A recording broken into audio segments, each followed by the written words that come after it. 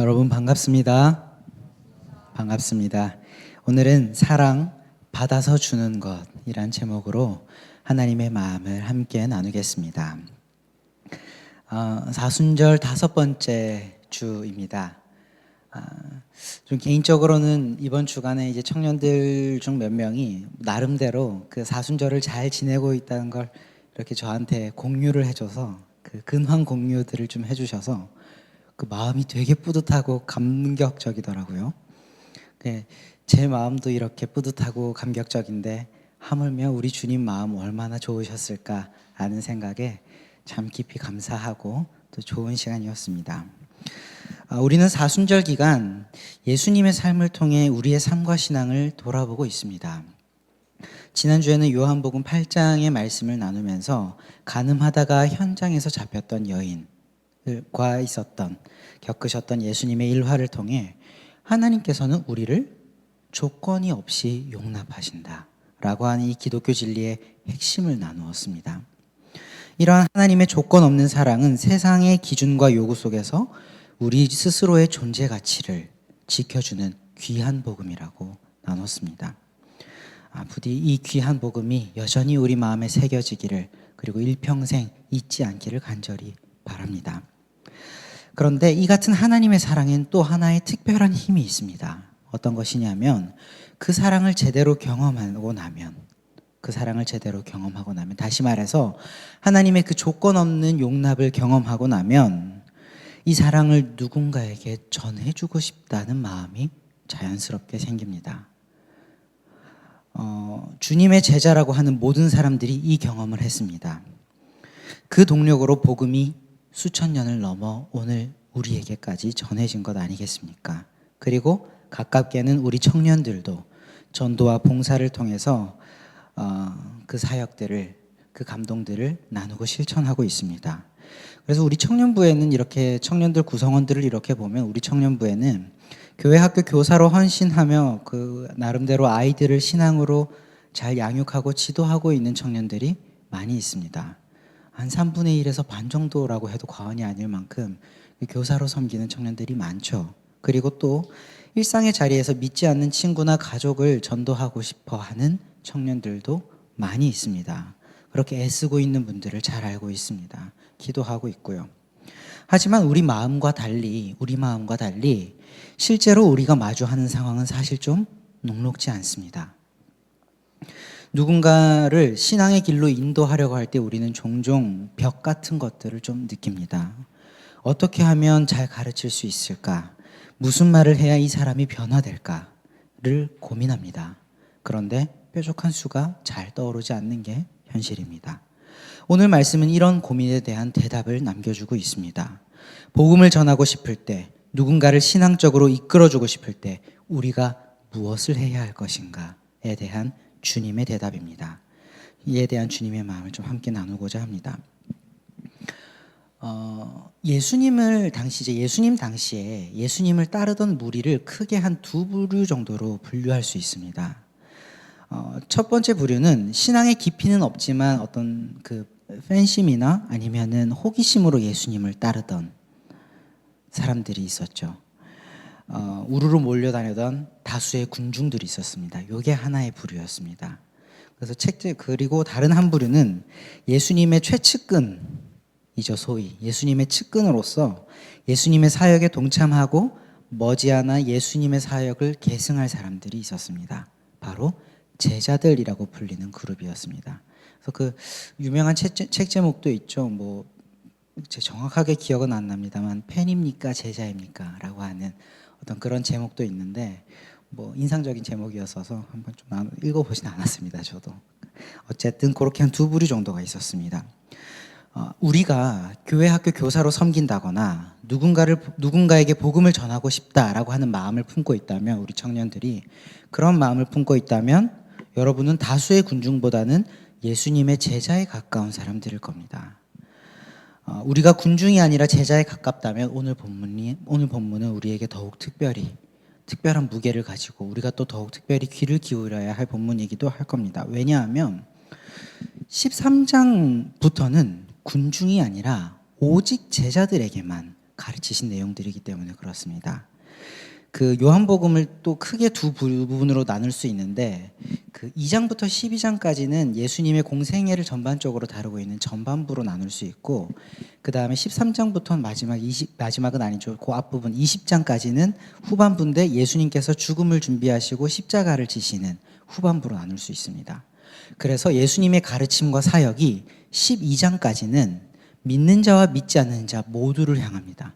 예수님이 누군가를 가르치실 때는 제자들도 있고 제자가 아닌 군중들도 있습니다. 다 포함시킨 예수님의 가르침이 선포됐습니다. 사역이 이루어졌습니다. 그런데 13장부터는 그 공기의 무게가 달라집니다. 저녁 잡수시던 때에 이미 그 공간부터가 프라이빗합니다. 예수님께서 13장부터는 오직 제자들, 내 사역을 이어나갈, 그리고 나의 일을 이제 이어서 해나갈 내 제자들에게만 특별 가르침을 주시는 그런 장면들이 13장부터 이어집니다. 그리고 이것이 예수님 입장에서는 그 십자가와 죽음을 준비하는 과정에서 주어지는 가르침이란 점에서 유언과 같은 무게를 가지고 있는 대단히 중요한 부분들입니다. 그러니까 일종의 예수님께서 가르치시고자 하셨던 제자도의 핵심이 여기서부터 드러난다고 볼 수 있습니다. 그렇다면 구체적으로 그 가르침, 이 핵심적인 가르침의 내용이 무엇이었을까라는 거죠. 예수님께서 제자들만을 향한 그 첫 번째 가르침은 말이 아닌 행동으로 보여주시면서 시작했습니다. 우리에게 너무 익숙한 세족식이죠. 그날 저녁, 한날 저녁 예수님께서는 어떤 프라이빗한 공간에 제자들과 함께 모여서 저녁 식사를 나누고 계셨습니다. 그런데 성령께서 주시는 감동에 의해서 예수님께서 오늘 본문에 보니 아버지께로 돌아갈 때가 이른 줄을 아셨다라고 했습니다. 이제 때가 됐다라는 거죠. 이제 정말 내가 너희에게 전해야 할 것들은 정말 중요한 이야기들을 좀 해야겠다라고 하는 타이밍이 온 겁니다. 그리고 나서는 말로 뭘 가르치지 않으시고 갑자기 겉옷을 벗으시고 수건을 허리에 동이시고 제자들의 발을 씻겨주시기 시작합니다. 당시 발을 씻기는 일은 아마 잘 아시겠지만 종이 주인에게 섬기는 어떤 행동입니다. 종이 하는 일이었습니다. 하지만 예수님은 주인이시고 스승인 포지션입니다. 주인이고 스승이신 예수님께서 종의 자리에서 종의 역할을 감당하시면서 섬기신 순간입니다. 그런 사건입니다. 이건 제자들을 향한 예수님의 일종의 사랑 표현이었습니다. 주인이 종의 자리에서 섬기는 어떤 파격, 그 격식을 깬다고 그러죠. 파격으로서 제자들을 향한 사랑을 표현하신 사건입니다. 하지만 이 파격적인 사랑이, 이 파격이 제자들을 당황시켰습니다. 낯선 사랑이었기 때문에 그렇습니다. 제자들이 어떤 일상생활 속에서 사회에서 경험해보지 못했던 되게 낯선 종류의 사랑이었기 때문에 제자들은 당황했습니다. 근데 오늘 본문을 보니 특히 누가 당황했죠? 베드로가 좀 당황한 것 같습니다. 본문을 읽어보면 베드로는 당황을 넘어서 이 상황을 적극적으로 거절합니다. 아마도 이 뒤집힌 순서, 이 뒤섞인 포지션 자리가 받아들이기 어려웠던 것 같습니다. 예절이었다고 생각할 수도 있고 베드로 나름의 소신이었을 수도 있겠죠. 어쨌든 그래서 베드로는 8절에 보면 아주 단호한 대답을 합니다. 주님께서 제 발은 절대로 씻기지 못하실 겁니다. 예수님께서 다른 제자들 발쭉 씻기시다가 이제 베드로 차례가 돼서 오신 거거든요. 그런데 베드로가 주님, 다른 사람은 몰라도 내 발은 못 씻기십니다. 아주 단호하게 다 거절을 하죠. 사실 베드로의 이런 반응이 우리가 좀 성경 이야기에 익숙해져 있다 보니까 좀 이상하게 보이는 거지, 일반적인 렌즈로 보면은 되게 상식적인 반응이죠. 발을 씻겨야 한다면 제자인 자신이 스승인 예수님의 발을 씻기는 게 마땅하다 여기는 게 일반적입니다. 그리 여겼던 것 같습니다. 오늘 우리가 사는 세상의 질서와 체면을 떠올려 본다면 어떤 베드로의 이 사고방식은 되게 자연스럽고 상식적입니다. 하지만 예수님의 대답은 늘 그랬던 것처럼 우리의 상식과 우리의 고정관념을 깨트리십니다. 이 말씀은 예수님의 제자가 될 모든 사람에게 굉장히 중요한 말씀입니다. 어떤 말씀을 남기시냐면 중요한 주님의 대답이니 우리가 좀 이건 다 함께 한 목소리로 읽어보면 좋겠습니다. 8절 하반절입니다. 본문을 띄워주시고 우리 한 목소리로 읽어보겠습니다. 예수께서 대답하시되 내가 너를 씻어주지 아니하면 내가 나와 상관이 없느니라. 내가 너를 씻겨주지 아니하면 너랑 나랑 아무 상관이 없다. 너랑 나랑은 그 어떤 관계로도 엮이지 않은 그냥 상관없는 사람이 된다라는 거죠.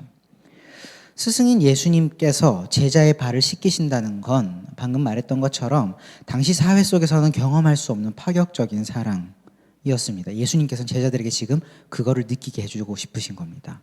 세상의 상식, 그거에 구애받지 않는, 그거에 구속되지 않는, 제한되지 않는 적극적이고 그 전폭적인 사랑을 예수님께서는 제자들에게 경험시켜주고 싶으셨습니다. 나는 세상 눈치 보지 않는다. 사회 통념 눈치 보지 않는다. 내가 너희를 사랑하면 이렇게도 표현한다. 너희가 이 사랑을 받아라. 그런 의미였겠죠. 이런 상황에서 예수님의 이런 의중이 있는데 이런 상황에서 베드로가 이 발 씻김을 거절했다는 건 이건 사실 예수님 입장에선 예의를 지킨 게 아니죠. 오히려 예수님께서 주시려 한 그 사랑을 거절한 것과 같았습니다. 베드로의 그 대답이요. 그래서 예수님께서는 베드로에게 이렇게 대답하신 겁니다. 내가 너를 씻겨주지 않으면 네가 나와 상관이 없다. 달리 말해서 나의 사랑을 받은 경험이 없다면, 네가 나의 사랑을 받는 경험이 없다면 너는 결코 내 진정한 제자가 될 수 없다. 너와 나는 스승과 제자의 관계가 더 이상 무색해질 것이다. 너와 나는 상관이 없는 존재가 될 것이다. 라고 하는 말씀, 대답을 주신 겁니다. 당연한 이야기입니다. 사실 이 이야기. 왜 그러냐 하면 예수님께 사랑받은 경험이 없는데, 여러분, 예수님의 제자라는 사람들이 어떤 사람들입니까? 그냥 예수님께서 사랑하라 하셨으니까 그 가르침 가지고 세상으로 나아가서 내가 생각하는 방식대로 세상 사랑하고 내가 생각하는 방식대로 세상에 서비스하는 그런 사람들입니까? 아니죠. 그거는 그냥 종교인들, 그리고 다른 종교를 가진 사람들도 사랑하고 있지 않습니까? 예수님의 제자라고 하는 사람들은 특별히 되게 특이한 그 예수님의 사랑이란 걸 맛봤고, 그 예수님의 사랑이 세계를 살리는 구원의 열쇠라는 걸 알기에 예수님의 사랑을 들고 전달해 주는 사람들입니다. 그러니 예수님의 사랑을 받아본 경험이 없다면 그 사랑이 어떤 건지도 모를 뿐더러 모르는 사랑을 어찌 세상 가운데 흘려보내고 전할 수 있겠습니까? 그러니 네가 나에게 나의 사랑을 받은 경험이 없다면 너는 결코 내 진정한 제자가 될 수 없다. 종교인 정도는 될 수 있을지 모르겠다. 내 제자는 될 수 없다. 주님 그렇게 말씀하신 겁니다. 이 말씀의 의미가 그렇습니다. 흔히 우리는 제자가 되는 길을 하나님과 이웃을 열심히 사랑하는 것이라고 생각합니다. 우리는 예수님의 제자가 되는 길이란 하나님과 이웃을 열심히 마음 다해 사랑하는 것이라고 생각합니다. 틀린 말은 아니죠. 맞는 말입니다. 하지만 다만 순서가 중요할 뿐입니다. 기독교 복음이 말하는 사랑은 하는 것이기 이전에 먼저 받는 것입니다. 이걸 우리가 좀 마음에 새겼으면 좋겠습니다. 기독교 복음이 말하는 사랑은 하는 것이기 이전에 먼저 받는 것입니다. 사랑받은 자만이 사랑이 무엇인지 알 수 있으며 또한 사랑할 수 있습니다. 그러므로 제자가 되는 첫걸음은 역설적이게도 하나님과 이웃을 사랑하는 것이기에 앞서서 하나님의 사랑을 받는 것입니다. 받을 줄 알아야 됩니다. 받아야 합니다. 이 진리를 우리 마음 깊이 새겼으면 좋겠습니다. 이제 말씀 앞에서 우리의 고민들을 한번 좀 다시 되돌아보았으면 좋겠습니다. 누군가 교회 학교 교사로서 맡은 아이들 제자들에게 복음을 전하고 싶을 수 있고, 또 누군가는 일상의 전도자로서 동료, 가족, 이웃에게 복음을 전하고 싶을 수도 있습니다. 그런 우리에게 오늘 예수님의 가르침은 매우 구체적이고 따뜻한 지침을 주십니다. 크게 같은 맥락이긴 한데 크게 한 3가지 정도로 조금 고민해 봤으면 좋겠습니다. 해당되는 분들은 해당되는 것들을 좀 기억에 남기셨으면 좋겠습니다. 첫 번째는 모든 청년들에게 해당되는 실천입니다. 먼저 이런 겁니다. 이거를 좀 돌아봤으면 좋겠는데, 내가 어떻게 사랑해야 할까? 하나님도 그렇고 이웃도 그렇고 내가 어떻게 사랑해야 할까를 고민하기에 앞서서, 이게 되게 내가 어떻게 사랑해야 되지? 무엇으로 섬겨야 하지는 좀 규범적인 생각입니다. 필요하지만 먼저는 아닙니다. 우리는 내가 어떻게 사랑해야 할까를 고민하기에 앞서서 내가 받은 사랑은 어떤 사랑이었는가를 기억할 수 있었으면 좋겠습니다. 내가 누군가를 어떻게 사랑할까를 고민하기에 앞서서 내가 하나님께 받은 사랑은 어떤 것이었을까를 기억해 봤으면 좋겠습니다. 조건이 없는 용납, 반복되는 용서, 7번씩 70번이라도 같은 죄라 할지라도 돌아오면 용납하시는 그 용서, 세상의 통념을 넘어서는 파격적인 사랑, 이러한 것들이 우리가 받은 하나님의 사랑입니다. 이번 한 주 기도 노트에 받은 사랑을 기억하는 의미에서 하나님께서는 저를 이렇게 사랑하셨습니다 라는 고백들을 기도 기록으로 남겨보았으면 좋겠습니다. 아마 이런 고백과 기도들은 좀 생소하실지도 모르겠습니다만 꼭 하셨으면 좋겠습니다. 하나님, 저는 하나님께 이렇게 사랑받았습니다. 꼭 고백하시고 기도하시기를 바랍니다. 여러분이 하는 그 고백이 영혼에 새겨질 것입니다. 그러면 그 새겨진 고백이 여러분의 영혼이 흔들리는 날 여러분의 반석이 되어줄 겁니다. 두 번째는 교회 학교 교사로 섬기는 청년들에게 해당되는 실천이고 성찰입니다. 우리 부서 아이들에게 우리가 사랑하라고 가르치기 전에, 우리가 교사잖아요. 그럼 성경 가지고 교육도 할 거고 공과도 하고 그렇지 않겠습니까? 그러면 우리의 의무는 이걸 잘 가르치는 거라고 생각하기 쉽습니다. 그래서 사랑해야 된다, 용서해야 된다 많이 가르칩니다만, 우리 부서 아이들에게 사랑하라고 가르치기 전에 조건 없이 사랑받는 경험을 먼저 선물해 줬으면 좋겠습니다. 지식으로 가르치기 전에 경험으로 먼저 체험시켜 주셨으면 좋겠습니다. 그 아이가 나는 우리 선생님에게 그리고 하나님께 정말 소중한 존재구나라는 걸 마음으로부터, 존재로부터 느낄 수 있도록 그렇게 여러분들이 품어주셨으면 좋겠습니다. 예수님께서 나를 대하셨던 것처럼, 예수님께서 여러분을 대하셨던 것처럼 여러분도 여러분의 부서 아이들, 그 아이들을 이유 없는 친절과 따뜻한 환대로 늘 맞이해 주셨으면 좋겠습니다. 이건 안 돼라고 거절하는 것보다는 그래, 하고 싶었구나, 그래, 네 마음이 이런 거구나, 받아주고 수용해주고 포용해주는 그 조건 없이 사랑받고 용납받는 경험들을 선물해 주시기를 바랍니다. 여러분을 통해 하나님의 무조건적인 사랑이 그 아이들의 영혼에 흔적으로 남을 겁니다. 그러면 여러분이 고백했던 것이 여러분의 영혼에 새겨졌듯이 그 아이들에게도 그것이 고백으로 남아 자기의 영혼을 일평생 하나님의 품 안에 지켜주는 귀중한 울타리가 되어줄 것입니다. 세 번째는 전도 대상자를 둔 청년들에게 해당되는 실천입니다. 또 비슷한 맥락일 겁니다. 전도 대상자에게 우리는 흔히 이제 청년쯤 되고 성인이 되고 나면은 좀 나름대로 기독교를 전할 때 막 맹목적이고 미신적으로 전하기보다는 좀 체계적으로 알려주고 싶어하고 상식적인 그 사회 통념, 상식적인 수준에서도 어느 정도 이해할 수 있는 수준의 지식으로 좀 전달해주고 싶기도 한 게 우리 바람이기도 합니다. 그래서 단순히 어떤 신적인 이야기, 초월적인 이야기들 뿐만 아니라 좀 도덕적으로 접근하기도 하고, 그래서 이런 경우에는 이렇게 살아야 되고 뭐 이런 지침들, 규범들 위주로 먼저 기독교를 소개하는 경우들도 있을 겁니다. 하지만 우리가 오늘을 기점으로는 조금 달리 했으면 좋겠습니다. 전도 대상자들에게 기독교는 이런 거야, 기독교의 가르침은 이런 거야 라는 지식을 전달하기 전에 세상에서 경험할 수 없었던, 세상에서 이 사람이, 그 대상자가 세상에서는 경험할 수 없었던 파격적인 사랑을 경험시켜 주셨으면 좋겠습니다. 지식이 아니라 경험으로 전달해 주셨으면 좋겠습니다. 세상은 소위 기브 앤 테이크로 돌아갑니다. 하지만 우리는 받을 자격이 없는 이에게 베풀어지는 은혜를 받은 사람들입니다. 하나님 우리에게 돌려받을 생각하지 않고 주시는 분이셨습니다. 그걸 은혜라고 하죠.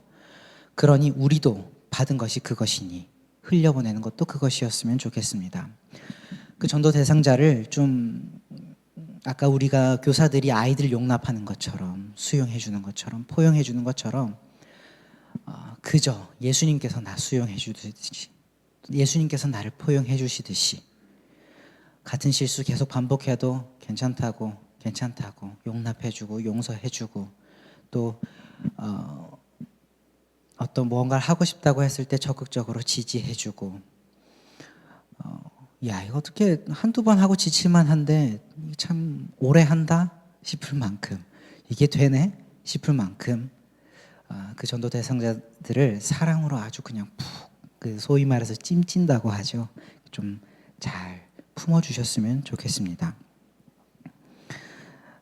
이 반복되는 용서나 조건 없는 용납과 같은 이 이상한 사랑을 그 사람이 경험할 때 그 사람들이 비로소 우리 뒤에 계신 예수님을 궁금해하지 않겠습니까?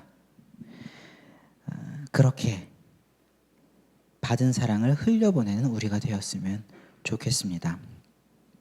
말씀을 맺겠습니다. 사랑받은 자만이 사랑할 수 있습니다. 우리는 내 것을 긁어 모아서 퍼주는 사람이 아니라 하나님께 받은 것을 흘려보내는 사람입니다. 우리의 인내와 열정은 금방 바닥납니다. 그것이 사람이고 인간이 가진 연약함입니다.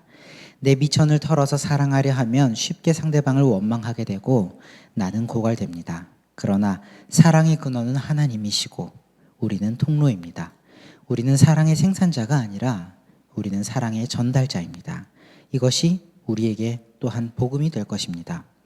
하나님의 사랑 안에 철저히 뿌리 내려서 이 세상에 꺾이지 않는 사랑을 지켜내는 예수님의 제자들 되시기를 간절히 기원합니다. 그 사랑이 여러분의 삶과 이 사회를 살려낼 것을 믿습니다. 기도하겠습니다.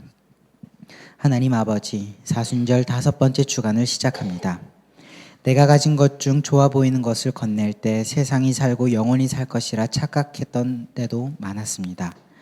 그러나 구원의 역사는 내 것이 아니라 하나님의 사랑을 흘려보낼 때, 하나님의 것을 전해줄 때 이루어짐을 깨닫고 믿습니다. 우리로 하여금 하나님께 받은 사랑이 무엇인지 먼저 기억하게 하시고, 또한 내 이웃들에게도 조건 없이 사랑받는 경험을 통해 하나님의 흔적을 남길 수 있는 우리가 되게 하여 주시옵소서. 우리가 하나님께 그렇게 복음의 통로로, 복음의 도구로 쓰임받게 하여 주옵소서. 감사합니다. 우리를 먼저 사랑하신 우리 주 예수 그리스도의 이름으로 간절히 기도합니다.